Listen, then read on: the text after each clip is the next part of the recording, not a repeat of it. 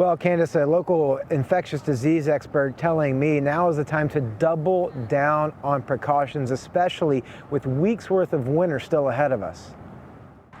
Based off current data, at least one, but probably more, of these people getting a COVID test in Chesterfield Monday are already infected. After never recording 5,000 new cases in a day, Virginia surpassed that mark 3 out of the last 5 days. You know that's the tip of the iceberg. Infectious disease expert Dr. Michael Stevens notes new cases are only those who actually get tested.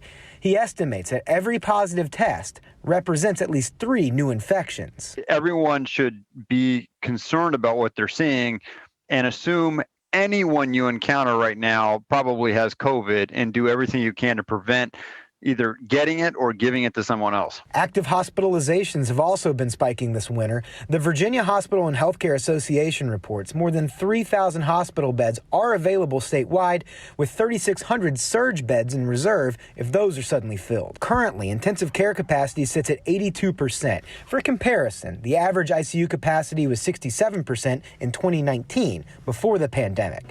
Hospital officials say to this point, Virginia has space to treat patients at current infection levels. If everyone could just hang in there and do all the right things, for another, 4 or 5 months, we're going to save potentially hundreds, if not thousands of lives. Until spring, Dr. Stevens anticipates cases, hospitalizations, and deaths will continue rising. The ways of slowing that, he says, are well known at this point. It's time to double down on, wearing a mask, watching your distance, washing your hands, staying home as much as possible. If you have symptoms, you need to quarantine yourself and get tested. Don't assume it's allergies. Symptoms can be very mild, but you can infect others, and that could be catastrophic, obviously, for the person who becomes infected. Dr. Stevens says he expects to see a peak in number of cases this winter in mid-February.